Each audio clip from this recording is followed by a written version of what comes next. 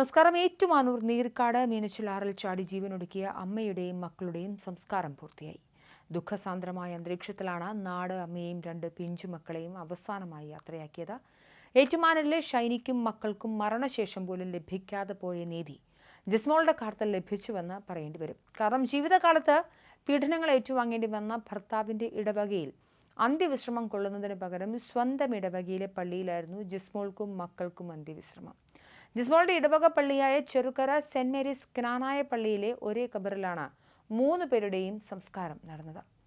പാലായിലെ ആശുപത്രി മോർച്ചറിയിൽ സൂക്ഷിച്ചിരുന്ന മൃതദേഹം രാവിലെ 9 മണിയോടെ നീർക്കാട് ലൂർദുമാത ക്നാനായ പള്ളിയിലെ ഓഡിറ്റോറിയത്തിൽ പൊതുദർശനത്തിന് എത്തിച്ചു. ജിസ്മോളുടെ ഭർത്താവിന്റെ ഇടവകയായിരുന്നു നീർക്കാട്. ഭർത്താവ് ജിമ്മിയുടെ ഇടവകയിൽ പൊതുദർശനത്തിന് വെച്ചപ്പോഴാണ് ഭർത്താവും അടുത്ത കുടുംബ അംഗങ്ങളും അന്തിമോപചാരം അർപ്പിച്ചത്. ഉച്ചയോടെ മൃതദേഹങ്ങൾ ജിസ്മോളുടെ ഇടവകയായ ചെറുകര സെന്റ് മേരീസ് ക്നാനായ പള്ളിയിലേക്ക് മാറ്റുകയായിരുന്നു. 2 ഇടത്തും ജിസ്മോളുടെയും മക്കളുടെയും മൃതദേഹങ്ങൾ പൊതുദർശനത്തിന് വെച്ചപ്പോൾ വൻ ജനാവലിയാണ് അന്തിമോപചാരം അർപ്പിക്കാൻ എത്തിയത്.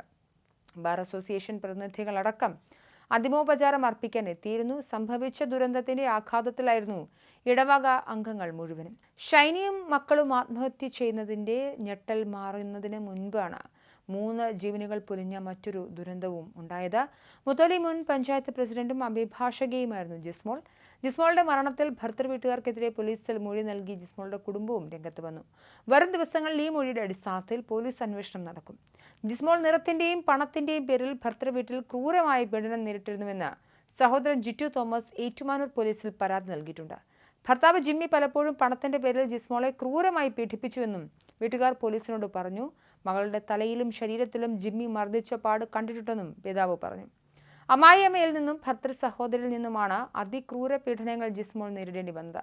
പലപ്പോഴും ഇരുണ്ട നിറത്തിന്റെ പേരിലായിരുന്നു കുത്തുവാക്കുകൾ ജിസ്മോൾ കേൾക്കേണ്ടി വന്നത്.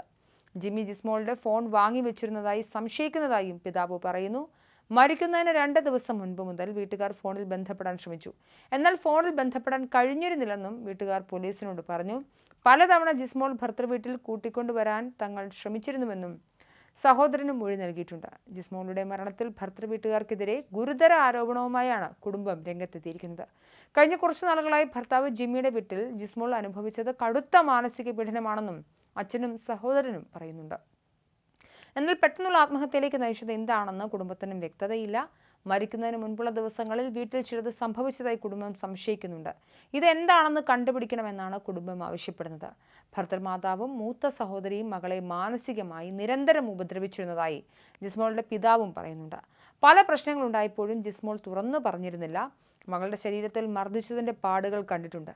മരിക്കുന്നതിന് മുൻപ് ആ വീട്ടിൽ എന്തോ ഒരു കാര്യം സംഭവിച്ചിട്ടുണ്ടെന്നും പിതാവ് പറഞ്ഞു. മുൻപൊരിക്കൽ ജിസ്മോളെ ഭർത്താവ് മർദ്ദിച്ചിരുന്നതായി സഹോദരൻ ജിത്തുവും പറയുന്നുണ്ട്. എന്തായാലും വലിയ രീതിയിലുള്ള മാനസിക പീഡനം ജിസ്മോൾ അനുഭവിച്ചിരുന്നു. അതിൻ്റെ ഭാഗമായാണ് ആശ്രയമൊന്നുമില്ലാതെ ജിസ്മോൾ തൻ്റെ മക്കളെയും കൂട്ടി ആത്മഹത്യ ചെയ്തത്.